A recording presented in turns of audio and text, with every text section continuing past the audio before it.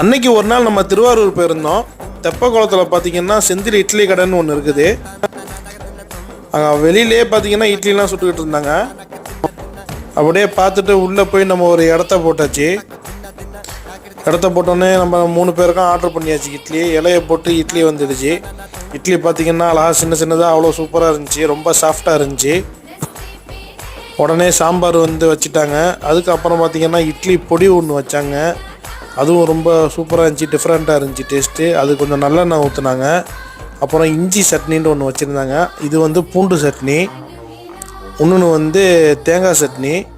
3 மாதிரி சட்னி வச்சாங்க. இதுக்கு டேஸ்ட்டு அவ்வளோ சூப்பராக இருந்துச்சு. இதை சாப்பிட்டுருக்குள்ளே நம்மளுக்கு ஒரு கோதுமை சோறு கொஞ்சம் வச்சாங்க. அதுவும் கொஞ்சம் டிஃப்ரெண்ட்டாக சூப்பராக இருந்துச்சு. மறந்துடாமல் நம்ம வீடியோ பிடிச்சிருந்தால் லைக் பண்ணுங்கள். மறந்துடாமல் நம்ம சேனலை சப்ஸ்கிரைப் பண்ணுங்கள். இதோடு நம்ம சாப்பிட்டுட்டு கிளம்பியாச்சு. ஓகே, பாய்.